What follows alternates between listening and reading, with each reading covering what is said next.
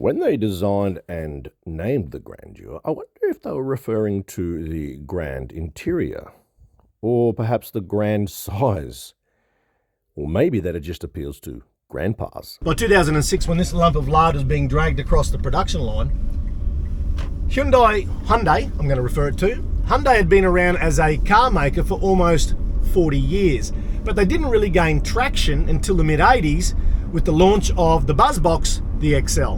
Two problems arose from this model that were both positive and negative for Hyundai. The car was somewhat cheap, affordable, and this helped the marque grow internationally. They were very popular, but they lacked reliability, some might even say quality, and they were like bums. Everyone had one. This positive also had a negative side, affecting the brand up until present day. Anytime Hyundai tried to release a new model or bring out something a little more flash, they were stigmatized. That's actually something that sounds like it would affect your vision. And based on the styling of a lot of their cars, it bloody well did. In 1998, efforts began to overhaul its image in an attempt to establish itself as a world-class brand, and by 2004 they were ranked second in initial quality in North America after investing heavily in manufacturing, design and long-term research. Did that help the Grandie? Ultimately, no. And again, it mostly has to do with its legacy. The Grandie, or Azera as it was known in the American market, was the Hyundai that no one expected, and even though it offered many rich pearls, this hulking beast suffered a multitude of thumbs down.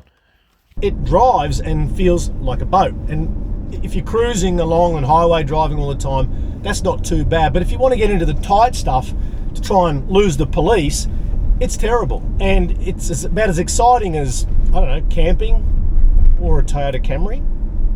Driving position is okay, and it's comfortable, but being 6'2", I'd just like to be able to go down and back that little bit more. I sort of feel like a toddler who's been put in a booster seat, propped up at the kitchen table at Christmas at Grandma's house.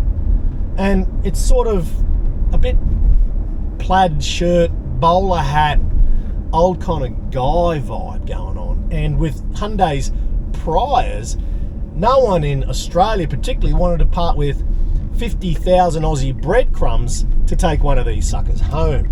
So they were pretty much left unwanted on the dealership floor. A bit like, I don't know, Scott Morrison or a pandemic perhaps. This particular car is a 2006 model, but based on the paperwork, it was first purchased in 2008. And that was only after some extra fruit and technical stuff was thrown on it to update it and make it more desirable. Not many of these cars were sold, and you're probably thinking to yourself, I can see why. But let me tell you, it's not all bad news. You see, my Grandie here, she comes with some beautiful fruits. Bloody dash rattles.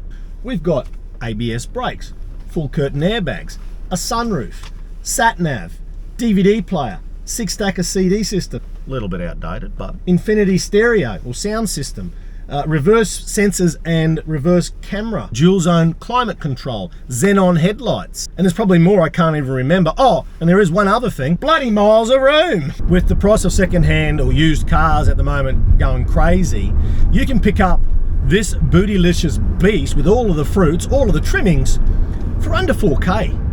Now that's a bloody bargain. The motor, she is a 3.8 litre, 194 kilowatt punchy V6 with oodles of torque. Smooth and sensual, but has a nice kick there when you need it. Yes, it's a V6 and it might be thirsty, but for the money I paid for the car, The 5-speed auto box, well, it works. That's good. Visibility wise, it's bloody good. It's awesome actually. Plenty of glass, spacey cabin, and the ergonomics are spot on too for the era. They didn't try to overcomplicate things, being that they're trying to make a posh car. They've kept it simple, a nice dash layout, everything's within usable reach, not too uncommon to what you still see today. Looks wise, I love it. It has a prominent rear quarter hip line that gives it a nice aggressive stance, and that ass, it's fat and chunky and says, don't mess with me. A bit like a Kardashian, I reckon. Seriously though, people in 2006 didn't get it or see past the past. Yes, it may have been a bit too Grange Hermitage for the brand in 06, but it was the efforts then in cars like this, the R&D, that has led to today's Hyundais, which I friggin' rate. A lot. A lot more than women's netball, that's for sure. I have owned several models of Hyundai, including now the Grandeur, and I can categorically say they're brilliant. They are a great car. Still underrated, still misunderstood. It's because of the work that went into the Grandeur and the cars that Hyundai put out in this era that has actually enabled them to become one of the top 100 brands in the world. Yes, I took a gamble buying this through the auctions. I did go and look at it and have a bit of a once-over, but I mean, buying any second-hand car is always going to be a gamble. Yes, there's things I still need to address. There's issues with the car, and I will get to that. I don't like living with these problems. But for the money and the fruits, I think my gamble paid off. Don't you? Let me know what you think down in the comments. Would you go and buy an auction car firstly? Would you buy a Hyundai Grandeur if it popped up now after seeing this review? And if you know of anyone who owns one and has had similar front end problems, get in touch with me. I'd like to know, because I read on the forums that even basically not long after these were released, owners had problems with low kilometers with the very same clunking sound. Hope you enjoyed the review. It's not an exciting car, to say the least, for most people to go and watch a video on YouTube about, but it's still an affordable car that people can go and find and hunt down. Even other Hyundais of that era were pretty good. This is the era where Hyundai was really starting to gain some strength and get their straps. You'd probably be surprised what's out there that you can buy that doesn't need a lot of work, and you get yourself a nice, reliable car. See, there's that wobble in the camera. Find it, buy it, fix it, flip it, have some fun along the way. Remember, Rushy. And go and check out the other videos on my channel. There's a bit of a series going on at the moment where I'm trying to be rid of 5 cars in 3 months. Just before Christmas, I want to have gotten rid of 5 cars because I'm a bit silly like that.